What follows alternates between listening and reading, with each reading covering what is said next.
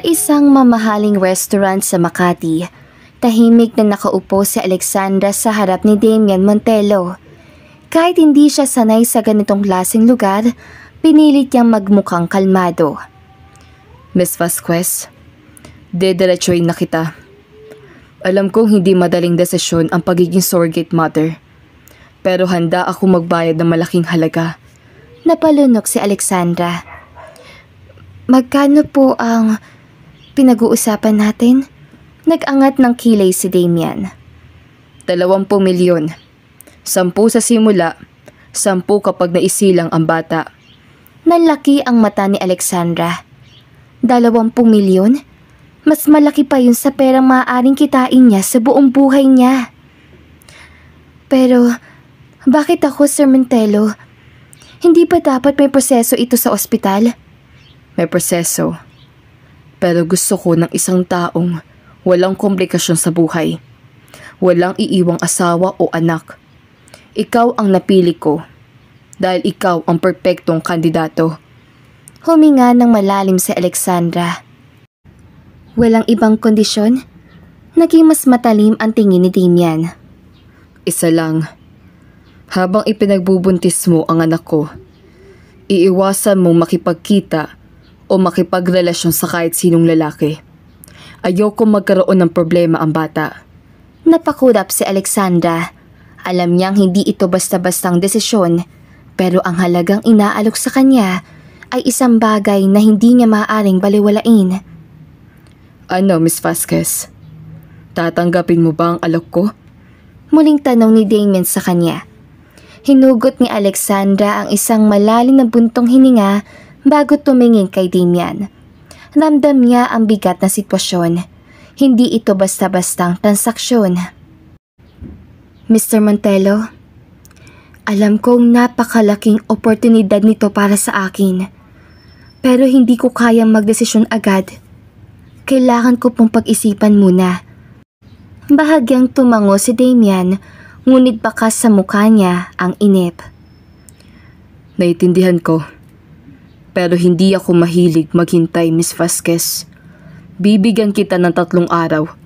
Pagkatapos nun, gusto ko na ng sagot. 3 araw? Ganun kabilis? Napalunok si Alexandra. Alam niyang para sa isang bilyonaryong tulad ni Damian, ang oras ay pera. Ngunit para sa kanya, ito ay isang desisyong maaaring magbago ng buong buhay niya. Tumayo si Damian, inayos ang kanyang mamahaling coat at tinignan siyang muli. Kapag handa ka na sagutin ako, ipaalam mo kay Mr. Cruz. Itinuro niya ang lalaking nakaitim na nakatayo malapit sa pintuan, ang kanyang assistant. Tumango si Alexandra. Salamat po sa pagkakataon. Isang matipid na tangulang ang isinagot ni Damian bago siya lumabas ng restaurant. Naiwan si Alexandra sa kanyang upuan, nakatingin sa walang laman niyang tasa ng kape. 20 milyon. Kaya niya nang bayaran ang utang ng kanyang pamilya.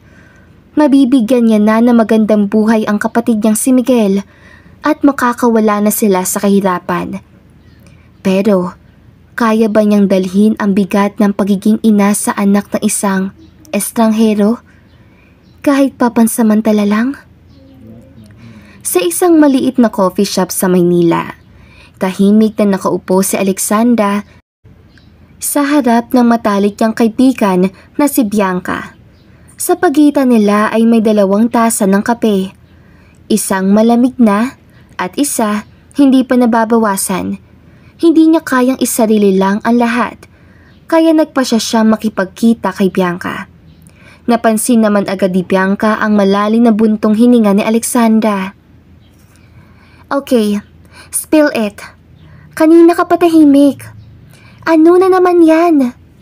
Tumingin sa Alexandra sa kanya. Nag-aalangan kung paano sisimulan ang usapan. May inalok sa aking trabaho. Okay?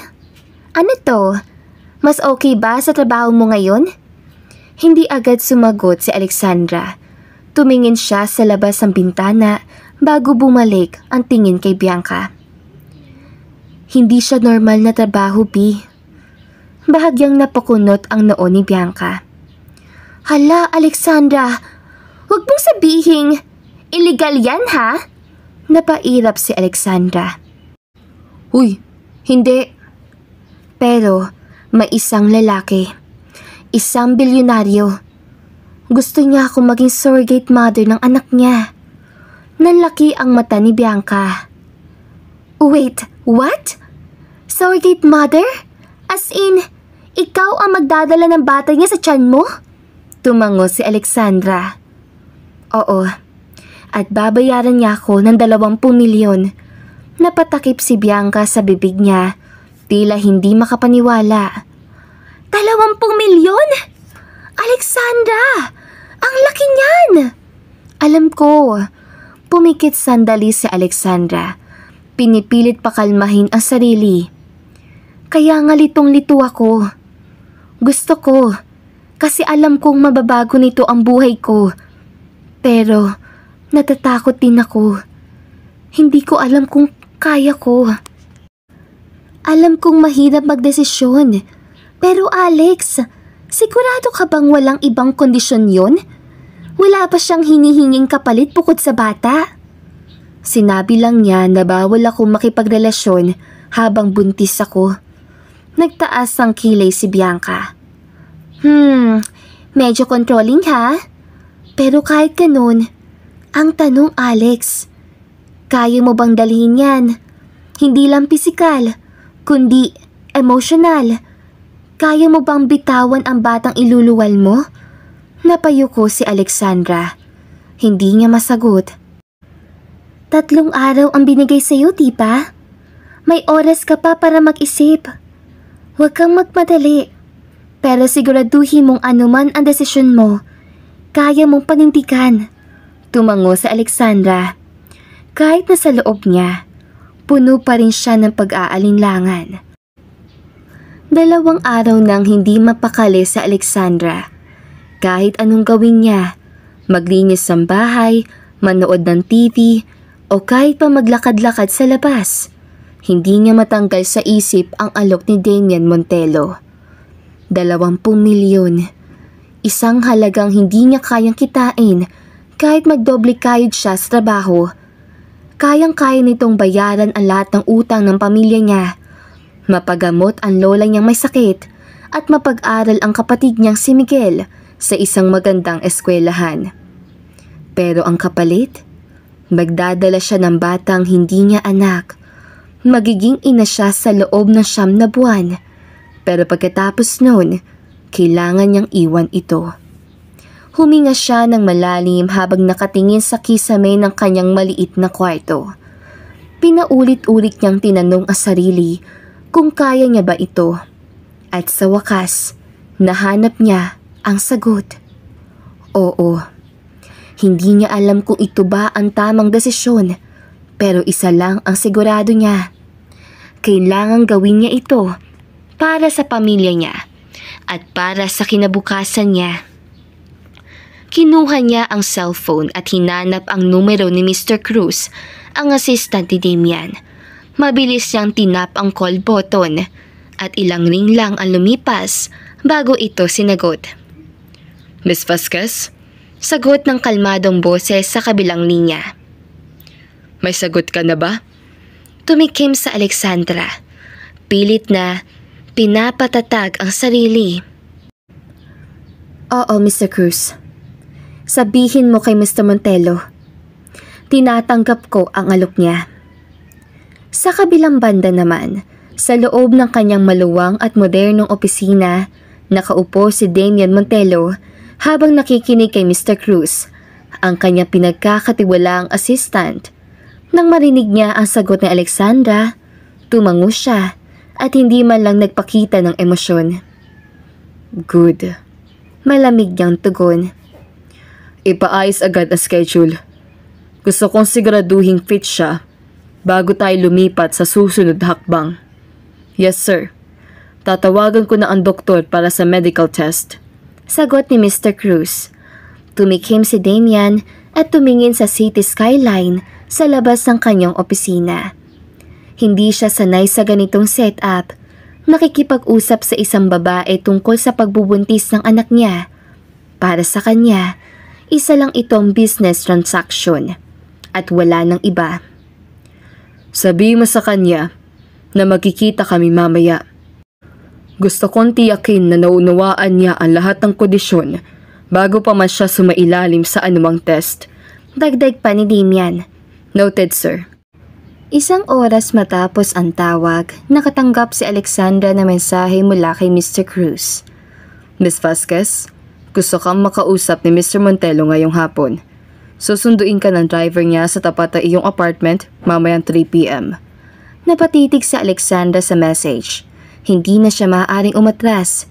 Huminga siya ng malalim at tumayo. Kailangan paghandaan niya ang muling pagkikita nila ni Damian Montelo. Habang nakatitig sa sarili sa maliit niyang salamin, pilit na pinapakalma ni Alexandra ang mabilis sa pintig ng kanyang puso. Hindi niya maintindihan kung bakit siya kinakabahan. Ito ay isang business transaction lang, hindi isang personal na usapan. Ngunit kahit anong pilit niya sabihin, iyon sa sarili, hindi niya maikakaila na may kung anong bigat ang bawat hakbang na kanyang ginagawa.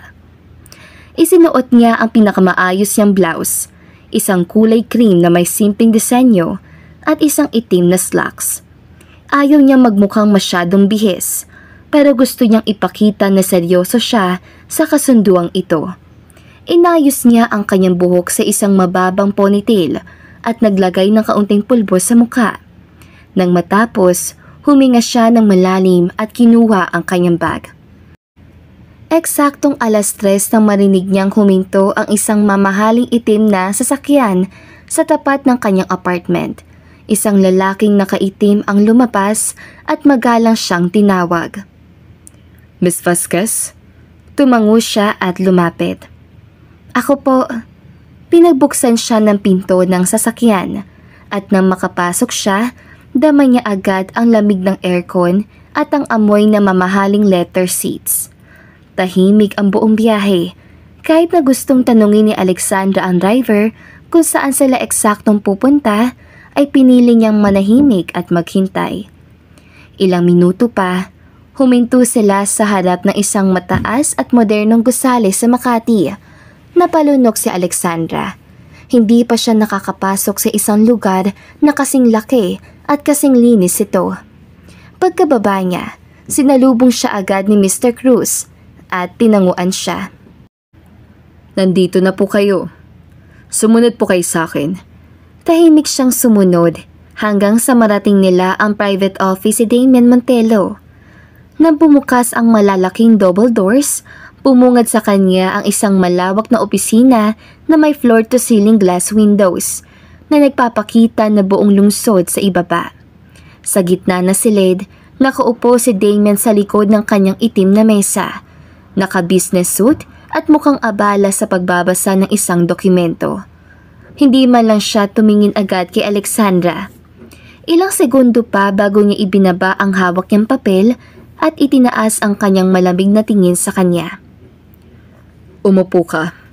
Utos niya, tsaka itinuro ang upuan na nasa harap ng mesa niya. Tahimik na umupo si Alexandra. Pilit na pinapanatili ang kanyang postura kahit naramdam niya ang tensyon sa pagitan nila.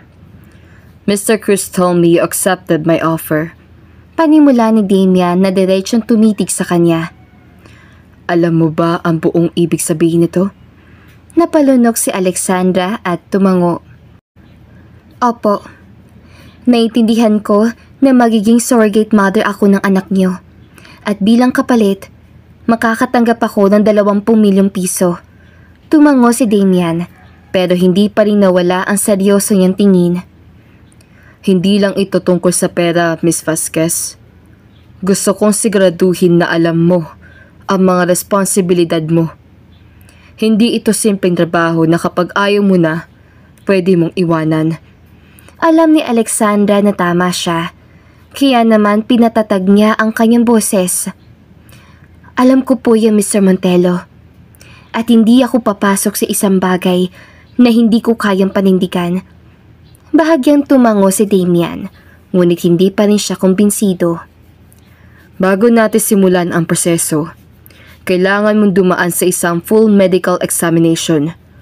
Gusto kong siguraduhin na wala kang anumang sakit o kondisyon na maaaring makaapekto sa pagbubuntis mo. Asahan niyo po, sagot ni Alexandra habang pinipilit ipakita ang kanyang determinasyon. Nagtagal pa ang katahimikan bago muling nagsalita si Damian.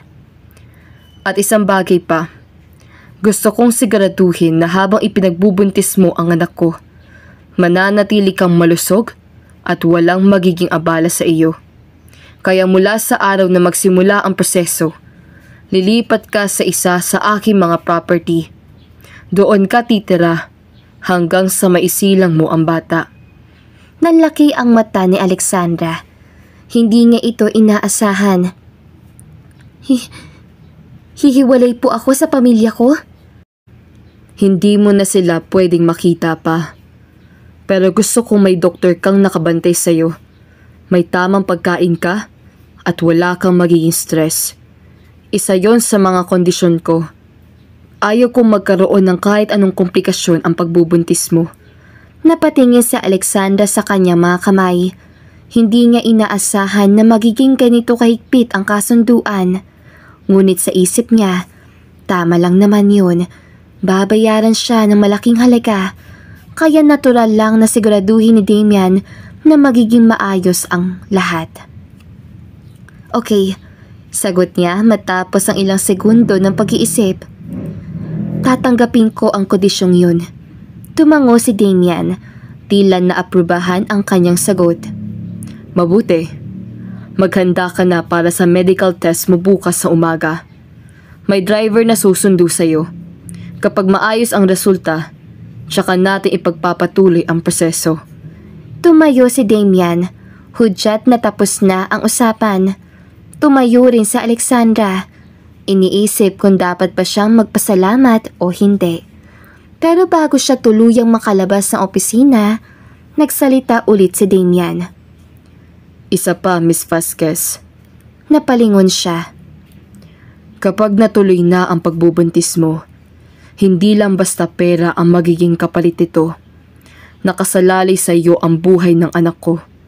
Kaya sana, seryosohin mo ito.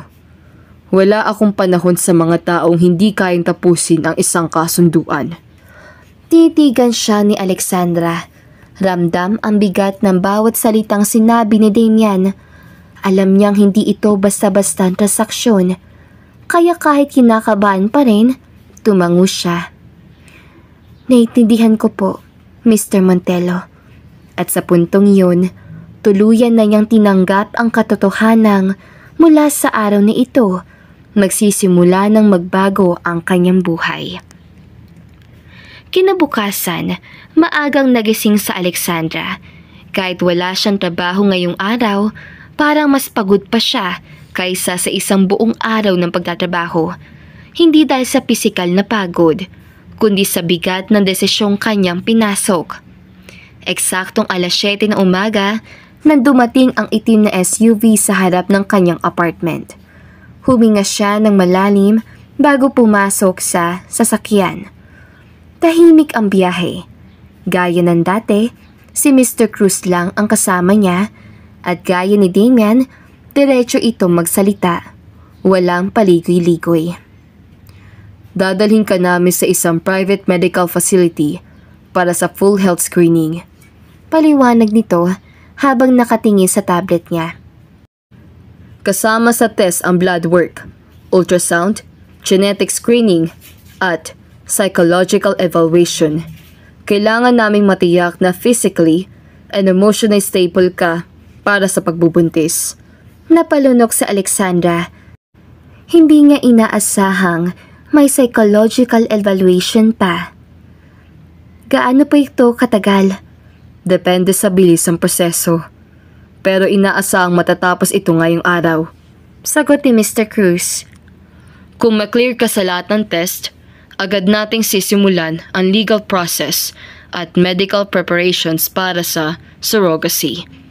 Tumango siya. Sinusubukang ipanatag ang sarili. Wala siyang sakit, wala siyang bisyo, at palagi naman siyang malakas ang pangangatawan. Wala siyang dapat ipag-alala. Di ba? Pagdating sa isang high-end medical facility, sinalubong siya ng isang team ng mga doktor at nurses. Inalalayan siya sa iba't ibang test, blood extraction, ultrasound, at physical examination. Habang hinihintay ang sunod na test, isang matandang doktor na may suot na salamin ang pumasok sa kwarto. Miss Vasquez? Ako si Dr. Ramirez at ako ang gagawa ng iyong psychological evaluation. Napatingin sa Alexandra. Psych test po? Oo, kailangan natin tiyakin na emotionally prepared ka sa prosesong ito. Paliwanag ng doktor habang naupo sa harap niya. Huwag kang mag-alala. Hindi ito isang pagsusulit na may bagsak o pasado. Gusto lang naming makita kung paano mo hinaharap ang stress, ang attachment, at ang pressure ng pagiging surrogate mother. Nagtagal ng halos 1 oras ang pag-uusap nila.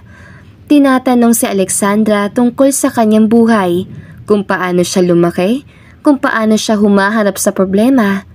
May mga tanong din tungkol sa kung ano ang nararamdaman niya sa ideyang magkakaroon siya ng anak na hindi niya maaaring ituring na sarili niya.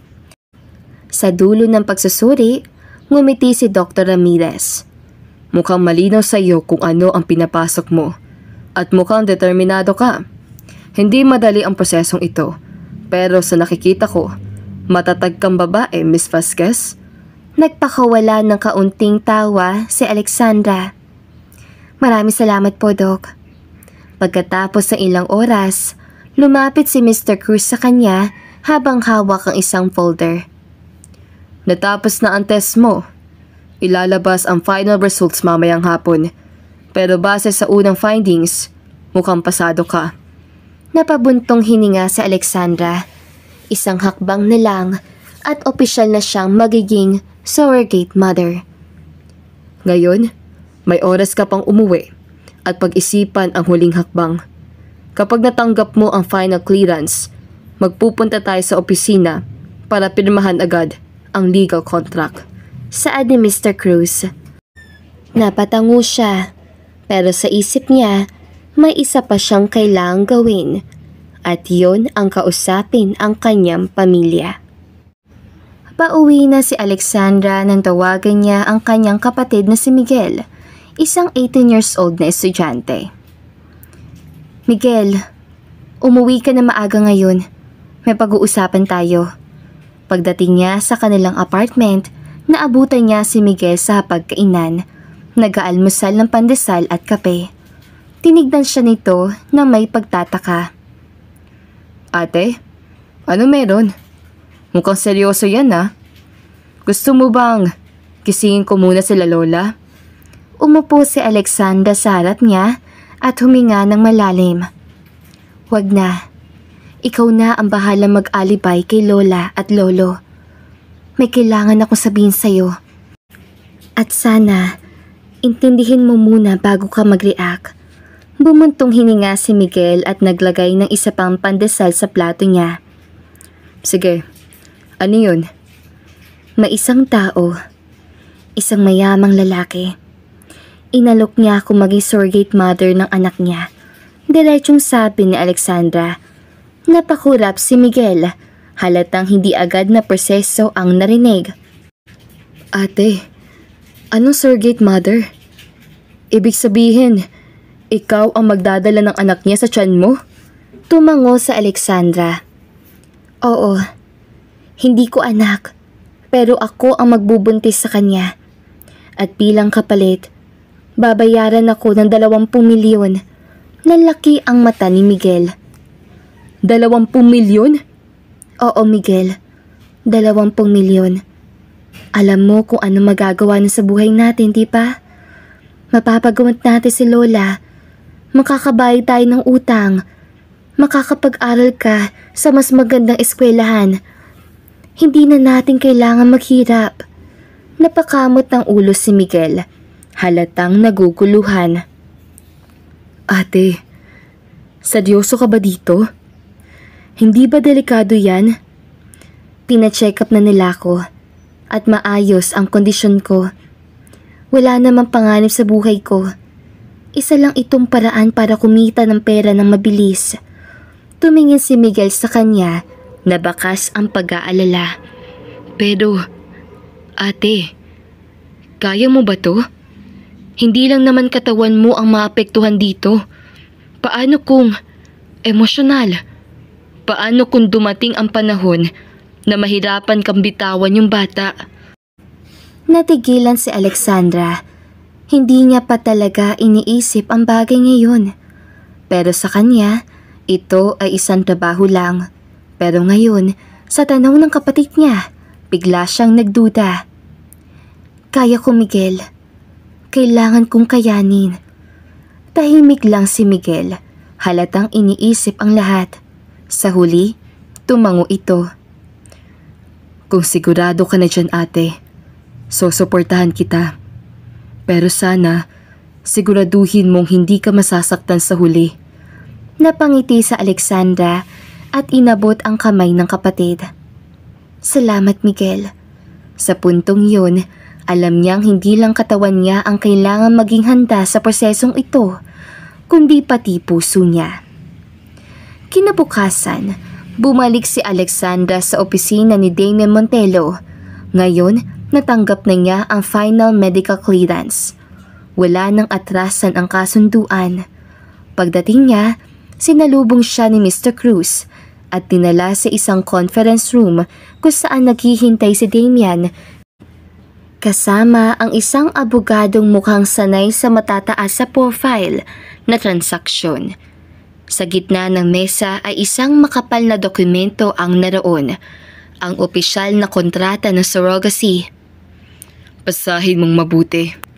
Malamig na sabi ni Damian habang nakaupo sa kabilang dulo ng mesa. Walang pirmahang magaganap kung hindi mo lubusang naunawaan ang lahat ng nakasaad dyan.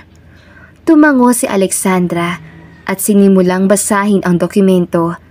Nakasulat doon ang lahat ng kondisyon. Babayaran siya ng kabuuang 20 milyon. Hahatiin sa 3 bahagi. Unang bayad matapos ang implantation. Ikalawa sa ika-6 na buwan ng pagbubuntis. At ang huling bayad ay matapos niyang isilang ang bata. Bawal siyang makipagrelasyon habang buntis upang maiwasan ang emosyonal at pisikal na stress. Titira siya sa isang private property ni Damian, kung saan may personal siyang doktor at kasambahay upang tiyakin ang kanyang kalusugan. Wala siyang legal na karapatan sa bata. Matapos ang panganganak, kailangang iwanan niya ito nang walang anumang attachment. Kung magkaroon ng komplikasyon sa pagbubuntis na maaaring makaapekto sa bata, si Damian ang may final say sa anumang desisyon. Habang binabasa niya ang huling bahagi, hindi maiwasang lumunok ni Alexandra. Parang itong formal na pagpirma sa isang buhay na hindi niya pagmamay-ari. Nung matapos siyang magbasa, tumingin siya kay Damian. Sigurado ka bang wala ng ibang kondisyon na hindi nakasulat dito? Ang lahat ng kailangan mong malaman ay nasa harap mo na. Sagot ni Damian na diretso ang tingin sa kanya. Muli siyang huminga ng malalim bago dahan-dahang isinulat ang kanyang pangalan sa huling pahina ng kontrata. Pagkatapos ng pirmahan, kinuha ito ng abogado at iniabot kay Damian na mabilis din itong nilagdaan. At sa isang iglap, opisyal na siyang surrogate mother ng anak ni Damian Montelo. Matapos ang pirmahan, agad siyang dinala sa isang high-end fertility clinic para sa unang bahagi ng medical procedure, ang embryo implantation. Ipinaliwanag ng doktor na ang fertilized embryo ni Damian at ang egg donor ay i-implant sa kanyang matres. Bago ito gawin, kailangang ihanda ang kanyang katawan sa pamamagitan ng hormone treatments. Nakahiga siya sa isang malinis sa examination bed habang hinihintay ang doktor. Si Damian ay nasa waiting area, hindi interesado sa anumang medical details. Para sa kanya, ang mahalaga lang ay ang resulta. Maya-maya lang ay pumasok ang doktor at ngumiti kay Alexandra. Miss Vasquez, ready ka na ba? Tumango siya kahit kinakabahan. Opo. Good. Ilang minuto lang ito. Mararamdaman mo lang ang kaunting pressure. Pero hindi ito masakit. Huminga ng malalim si Alexandra habang sinimula ng doktor ang proseso. Sa loob ng ilang minuto, natapos ang embryo implantation. Pagkatapos ng procedure, kinausap siya ng doktor. Kailangan mong magpahinga at iwasan ang stress sa mga susunod na linggo. Maghihintay tayo ng ilang araw bago natin malaman kung successful ang implantation. Tumango siya at pinipilit na huwag kabahan. Sa puntong ito, wala na siyang magagawa kundi maghintay. Pagkalabas niya ng klinik, nakita niyang nakatayo si Damian, nakapamulsa at mukhang walang anumang emosyon sa muka. Natapos na? Tanong nito. Oo, kailangan lang natin maghintay ng ilang araw para malaman kung kumapit ang embryo. Tumango si Damian. May driver na maghahatid sa iyo sa bagong tutuluyan mo. Simula ngayon, doon ka na mananatili. Napatingin si Alexandra sa kanya. Pakiramdam niya ay para isang business asset na lang siya sa paningin nito. Pero hindi siya nagreklamo. Alam naman niyang ito ang pinasok niya. Okay, sagot niya. At mula sa araw na iyon, opisyal nang nagsimula ang kanyang bagong buhay bilang tagapagdala ng anak ng isang bilyonaryo. Pagkarating ni Alexandra sa bagong tutuluyan niya, hindi pa rin siya makapaniwala sa nakikita niya. Isang malaki at modernong bahay ang nasa harapan niya. Hindi isang simpleng kondo o apartment, kundi isang luxury villa sa loob ng isang exclusive subdivision. Ang harapan nito ay napapaligiran ng mataas na gate at sa loob ay may malawak na hardin na para bang mula sa isang magazine cover. Pagpasok niya, sinalubong siya ng isang babae na nasa edad 50.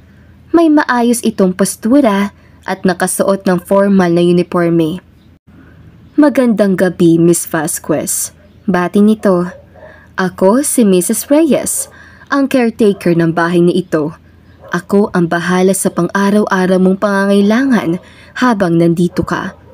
Napatingin si Alexandra sa loob ng bahay. Napakalinis, napakagara. Ang bawat sulok ay may mamahaling dekorasyon. At ang sahig ay yari sa polished marble. Hindi siya sanay sa ganitong klaseng lugar. Ito po ba ang tutuluyan ko? Tanong niya na parang hindi pa rin makapaniwala. Opo, sagot ni Mrs. Reyes. May sarili kayong kwarto sa itaas. May walk-in closet at sariling banyo. May chef day na maghahanda ng pagkain nyo araw-araw. At may personal nurse na regular na mag-check sa inyo. Para bang isang panaginip ang lahat, pero alam niyang totoo ito. Pagkapasok niya sa kanyang kwarto, napaupo siya sa malambot na kama. Napakaganda na silid, may king-size bed, malaking bintana na may view ng lungsod, at isang aparador na puno ng designer clothes. Sa loob ng isang araw, nagbago ang kanyang buhay mula sa isang simpleng apartment patungo sa isang marangyang mansyon. Pero kahit gaano kaganda ang paligid, hindi niya maiwasang makaramdam ng lungkot. Wala si Miguel, wala ang kanyang lolo at lola. Wala siyang kilala rito.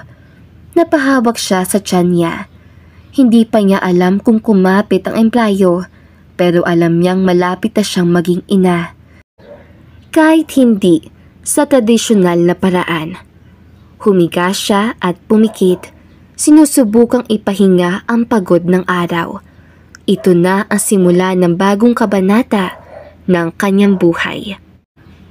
Kinabukasan ng umaga, gumising si Alexandra na may bigat pa rin sa puso. Tinangka niya maging positibo, ngunit hindi niya maiwasang malungkot dahil sa pagkakahiwalay niya sa kanyang pamilya.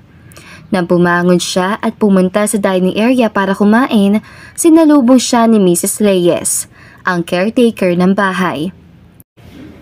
"Good morning, Miss Vasquez." Masigla nitong bate. "Ang saya ko at nandyan ka na sa inyong kwarto. Nandyan na ang breakfast. Baka gusto mo na mag-almusal." Naglakad si Alexandra papunta sa mesa kung saan nakahanda ang isang buffet ng masasarap na pagkain. Tostadas, scrambled eggs, fruit salad at mainit na kape. "Salamat, Mrs. Reyes," sagot ni Alexandra habang nagsisimulang kumain. Tsaka lang niya naisip na ito pala ang unang pagkakataon na makakaranas siya ng ganitong klase ng buhay. Habang kumakain, napansin niyang hindi pa umaalis si Mrs. Reyes sa kanyang tabi. At tila may sasabihin pa itong iba. "Alam mo, Miss Vasquez, si Sir Damian, hindi ko talaga siya maintindihan minsan. Nagsasabi siya sa akin na kailangan niya magkaroon ng surrogacy. May girlfriend naman siya. Nakita ko nga silang magkasama 1 linggo na ang nakalipas." Nagulat si Alexandra sa narinig. Hindi niya alam kung paano ipoproseso ang balitang iyon. Si Damian, may girlfriend? Kung ganoon, bakit kailangan pa niyang kumuha ng surrogate mother? Kung may nobya siya, natural naman na sa kanila ang magkaanak. "May girlfriend si Sir Damian?" Tanong ni Alexandra na halatang hindi makapaniwala. "Oo, Miss Vasquez. Maldita pa nga. Sa totoo lang, hindi ko siya gusto. Maarte, mayabang. At alam mo ba, kailangan pa ng egg donor kasi ayaw ng girlfriend ni Sir." Ay nako. Nag-isip sandali si Alexandra at naguguluhan.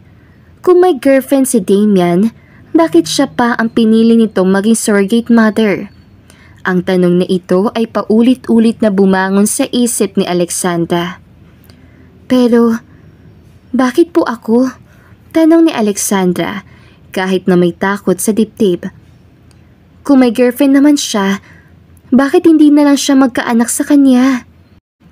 "Yan nga rin ang tanong ko, Miss Vasquez," sagot ni Mrs. Reyes habang nag-aayos ng mga gamit sa paligid.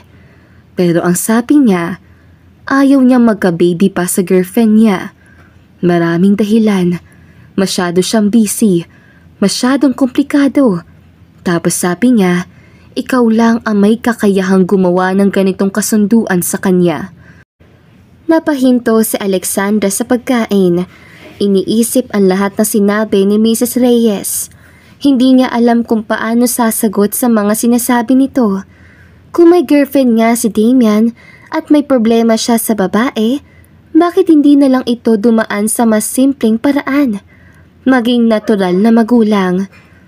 Pero kung totoo ang sinabi ninyo, bakit hindi niya nalang hayaan ng girlfriend niya? Muli niyang tanong. Pilit na sinusubukang intindihin ang lahat ng aspeto na sitwasyon. Maldita nga kasi. Natawa si Mrs. Reyes. Ayaw ni Sir Damian ng ganoong klase ng babae sa buhay niya. Hindi ko rin alam kung ano meron kay Miss Bea. Pero mukhang matindi yata ang pinagdadaanan nila. Isang malalim na buntong hininga ang pinakawalan ni Alexandra. Gusto niyang tanungin pa si Mrs. Reyes tungkol kay Bianca. Ngunit napagtanto niyang hindi na niya na kailangan pang makialam sa buhay ni Damian. Ang mahalaga ngayon ay ang mga susunod na hakbang na kanyang gagawin.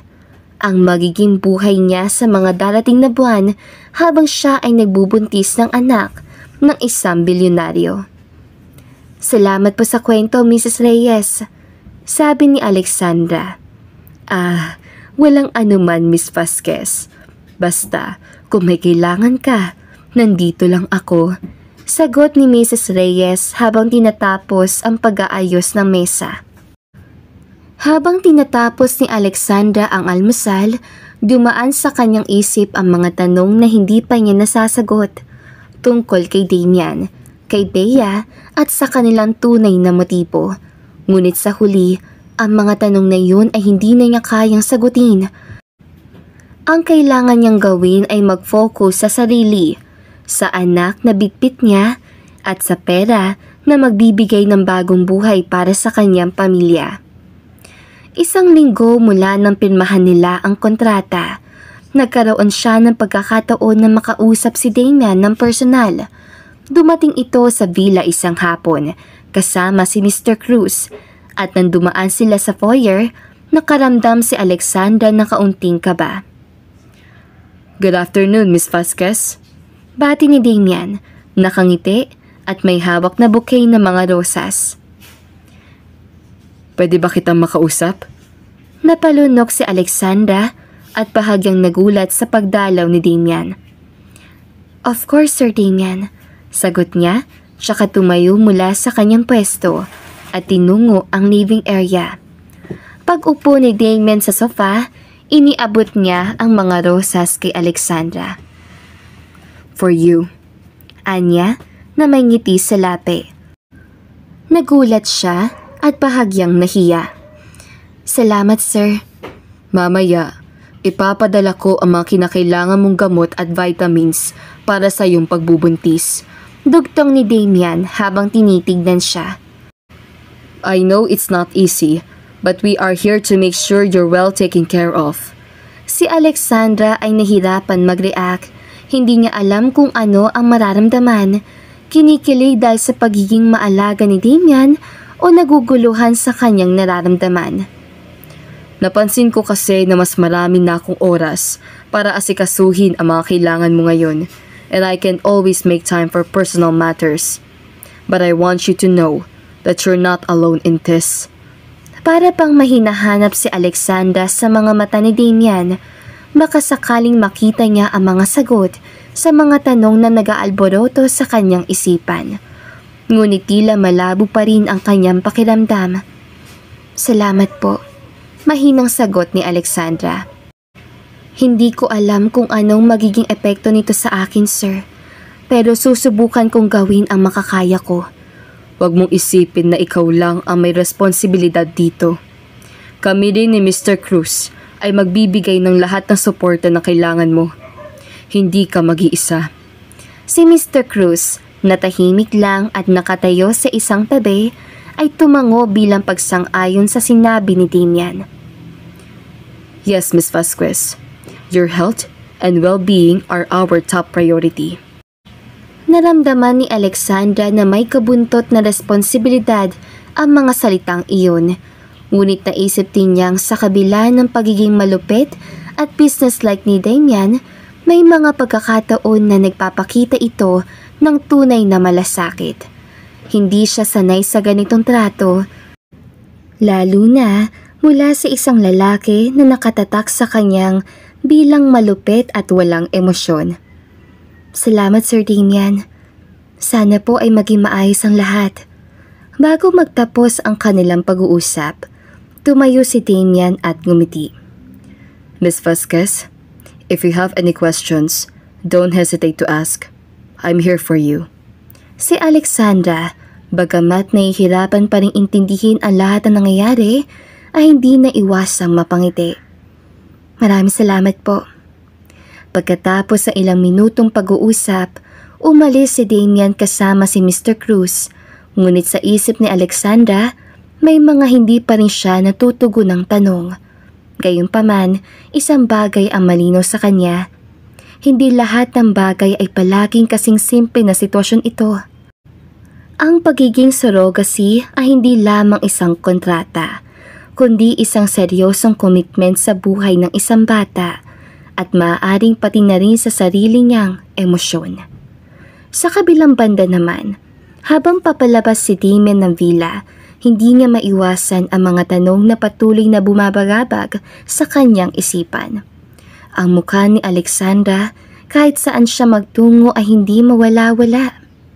Focus, bulong niya sa sarili habang naglalakad papunta sa kotse.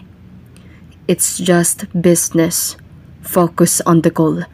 Ngunit hindi niya magawa. Bawat kanto, bawat hakbang ay naalala niya ang mga salitang sinabi ni Alexandra, lalo na ang napakaganda nitong ngiti. Why am I thinking about her? Tanong niya sa sarili. May girlfriend siya at hindi niya dapat ito nararamdaman.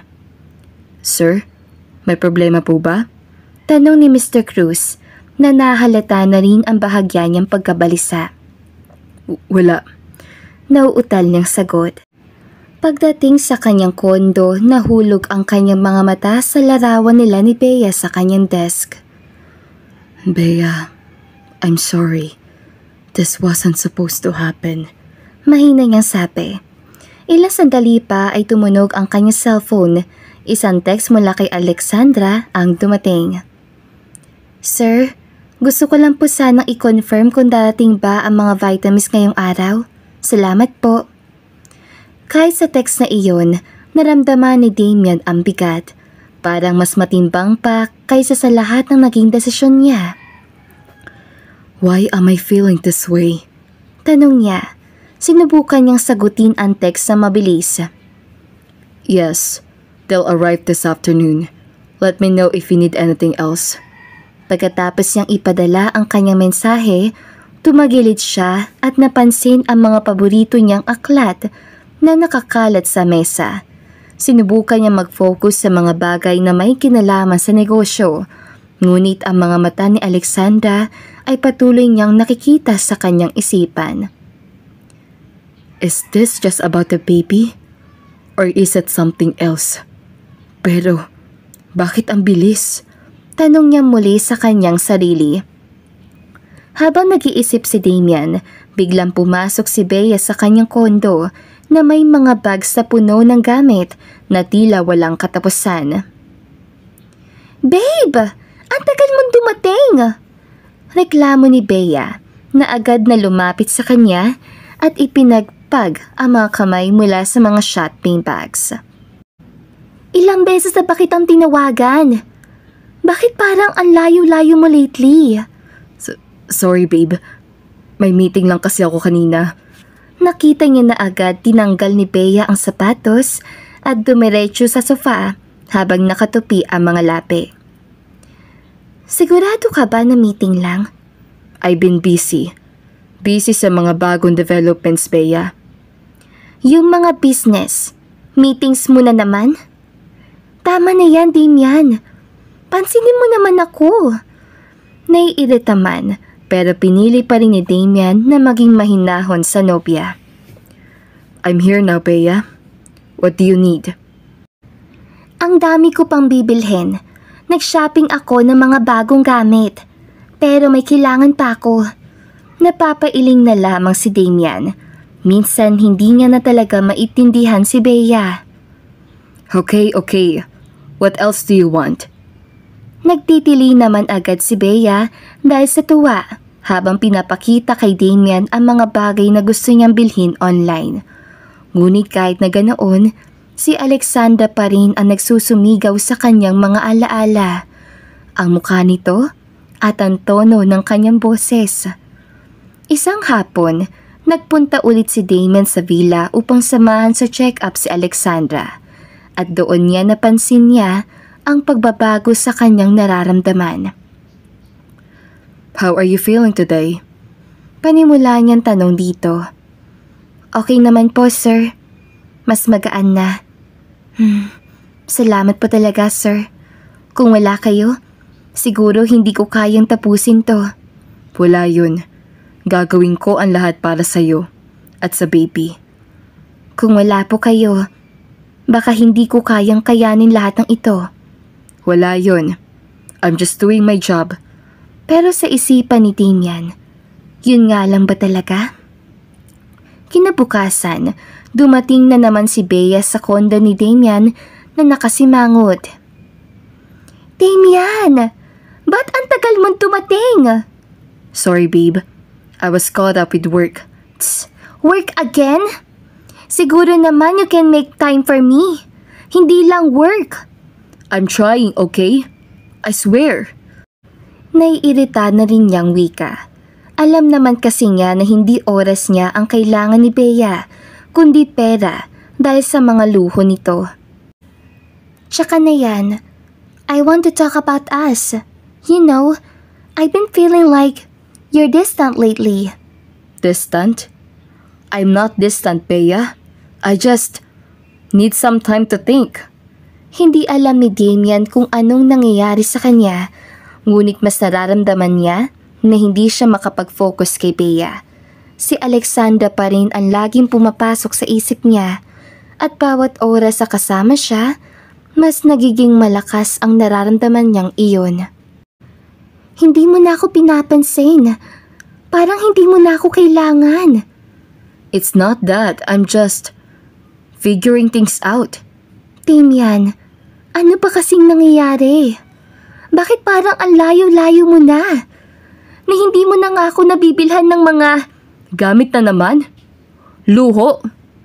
Alam mo, hindi ko na maintindihan kung saan patungo ang relasyon nating to, Bea. Kailangan mo lang ako dahil dyan sa lintik na mga luho mo. I'm willing to marry you, pero ayaw mo. I'm willing to have a child with you, pero ayaw mo. Ano ba talagang plano mo sa relasyon natin? Kung mga luho mo lang ang nagpapasaya sa'yo, then be it. I guess it's time to decide. Natigilan naman si Bea sa narinig. Anong ibig mo sabihin? Huminga naman muna ng malalim si Damian bago nagsalita. I think it's time to end this, Bea. Ang mga salitang yon ay parang bigla ang pagkabagsak ng isang salamin.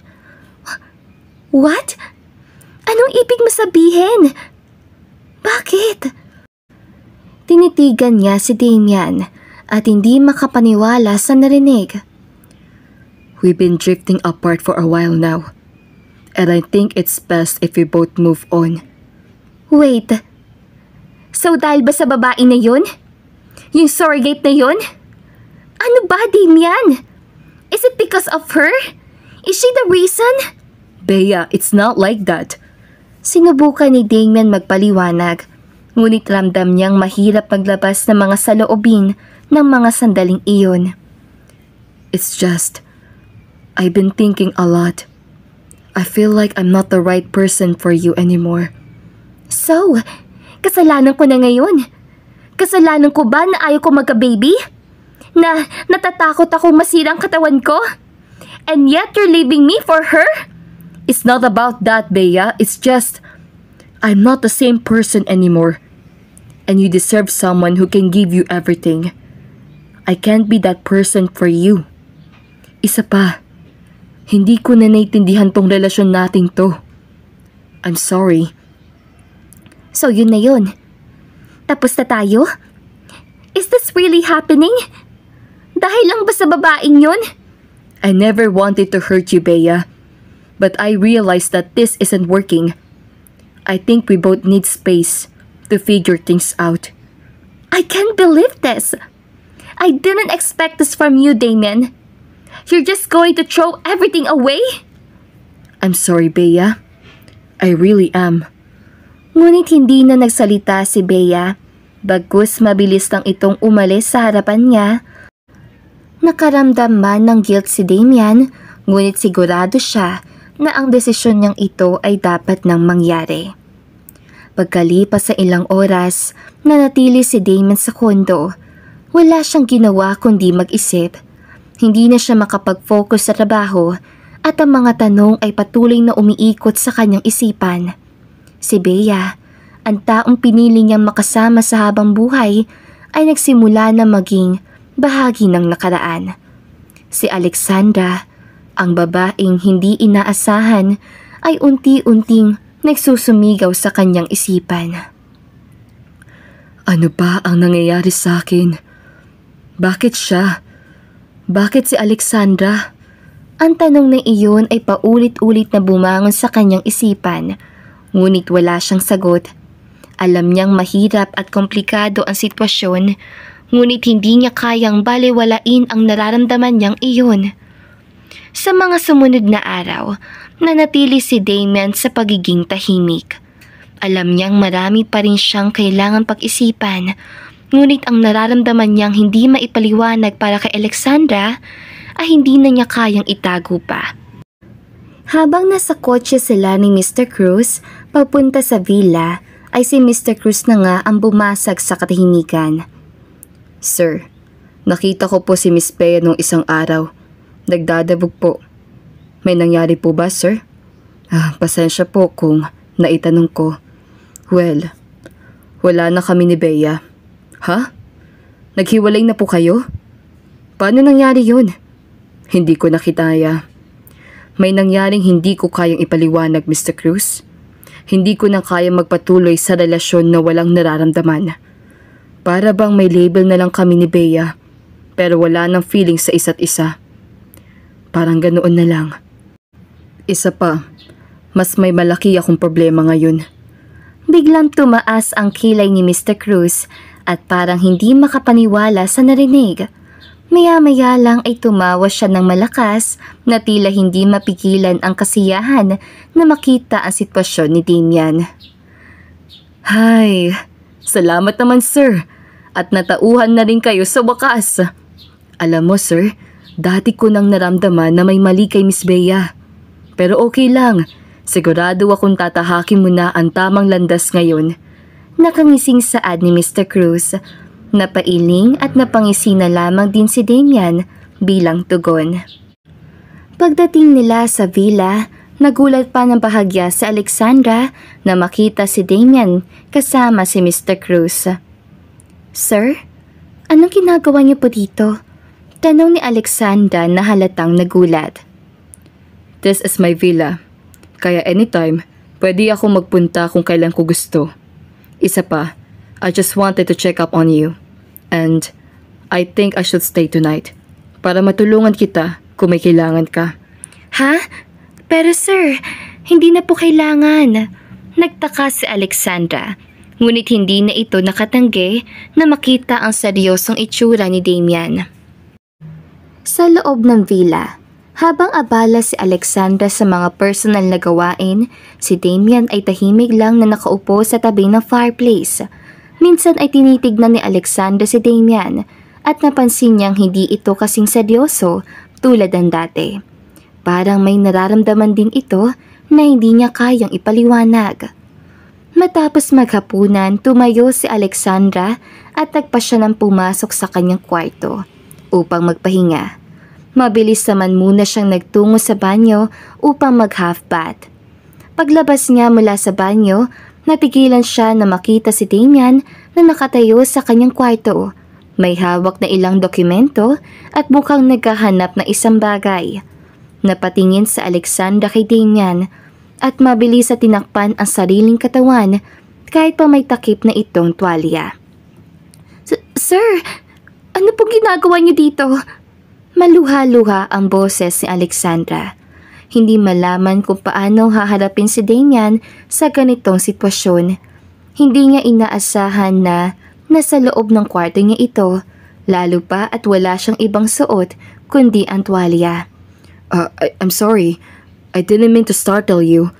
I just wanted to talk to you and I didn't mean to interrupt.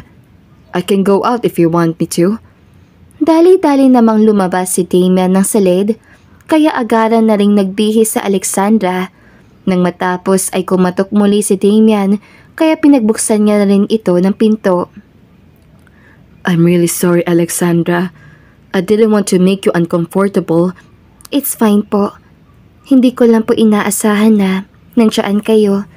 Sabay siyang ngiti, ngunit may halong kaba at pag-aalangan.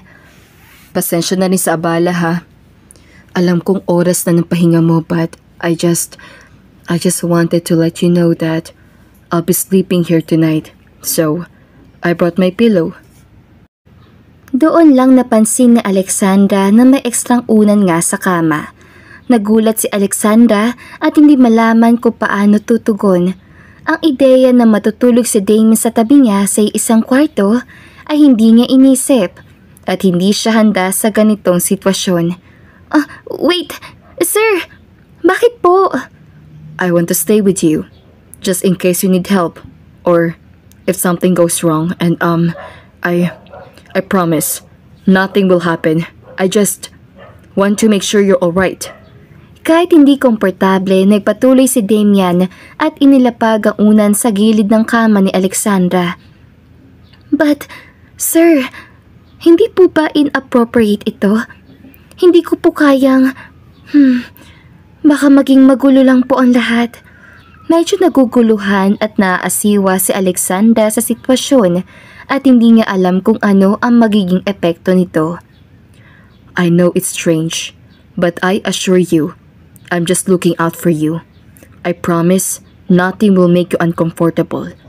Sumandal si Damien sa pader malapit kay Alexandra, ngunit hindi gaanong malapit upang magbigay espasyo.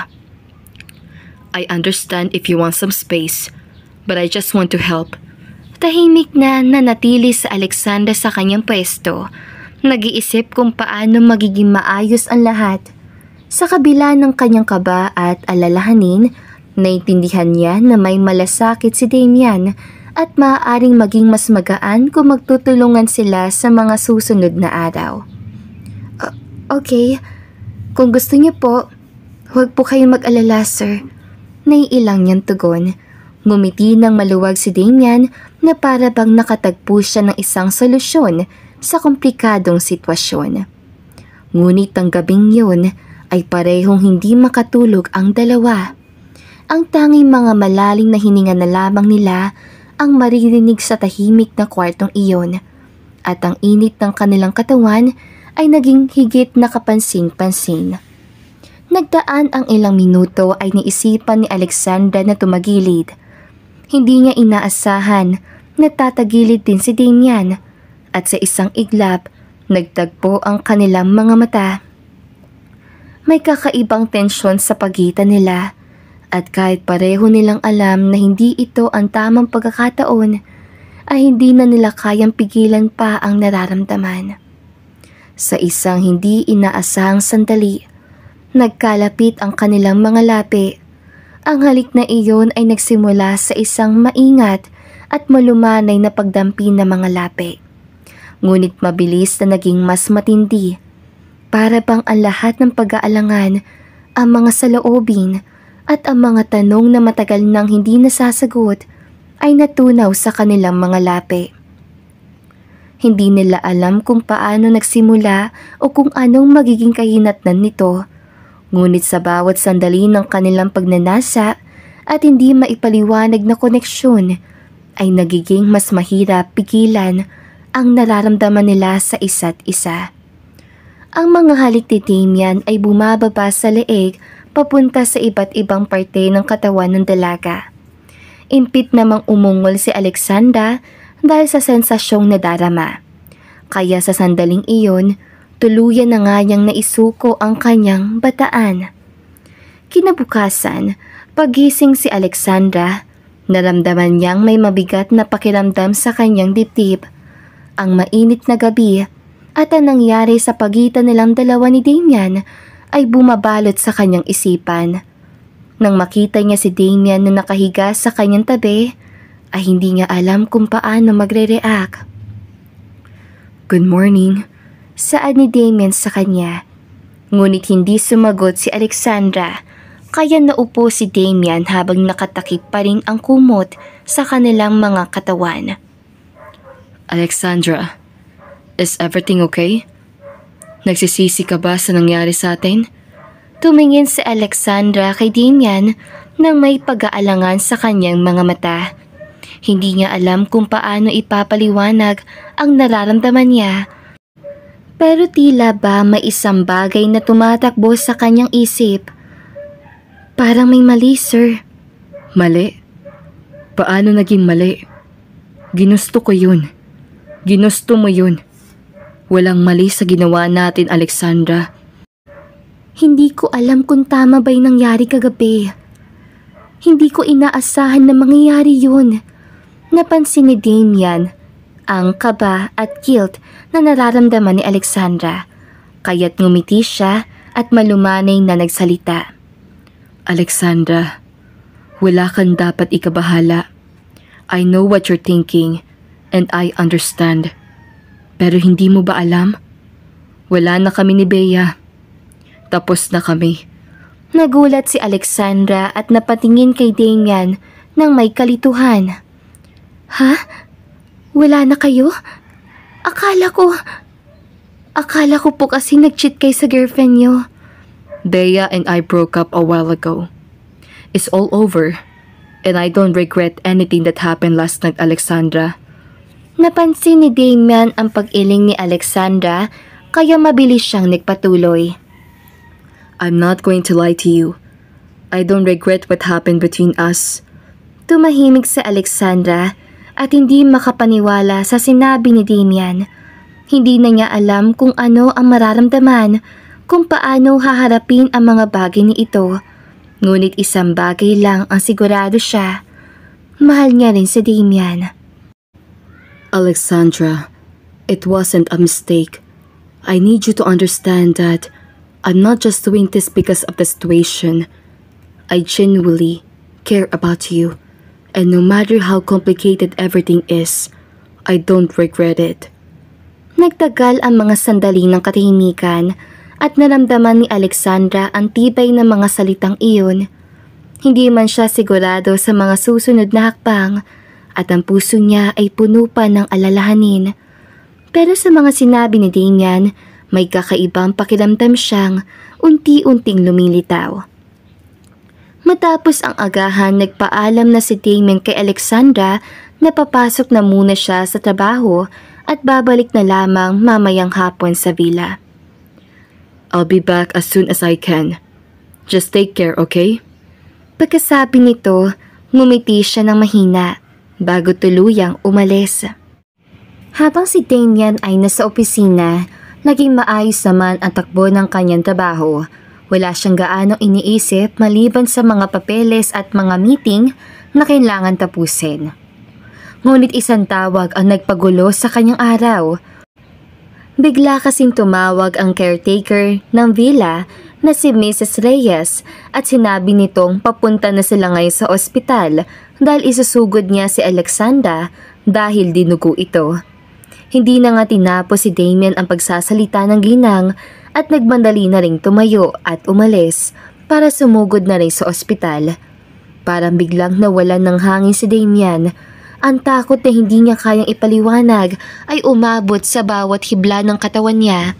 Sa bawat segundo na lumilipas, mas lalong lumalala ang kaba na nararamdaman niya. Hindi niya maiwasang isipin si Alexandra at kung ano ang nangyari sa kanya. Pagdating sa ospital, mabilis na ipinagbigay alam ni Damian sa receptionist ang kanyang pangalan at itinuro sa kanya ang direksyon patungo sa emergency room. Pagpasok niya, nakita niyang nakahiga si Alexandra sa isang kama. May mga medikal na kagamitan sa paligid. Nakatingin sa Alexandra sa kisame, ngunit halatang matamlay at mahina. Alexandra. Lumapit siya sa kama at hinawakan ang kamay nito. What happened? Are you okay? Sir, may minor complications po ang pregnancy niya. It's common, but we need to monitor her closely. She's stable now, but she needs rest and observation. Saad naman na doktor. Is she going to be okay, Doc? What do we need to do? She just needs to rest. We'll keep her for observation overnight to make sure everything's fine. Just make sure she stays calm and don't over-exert herself. Mr. Damian, sorry to ask po pero may nangyari ba sa inyo ni ma'am? Tanong ng doktor, may halong hiya pa.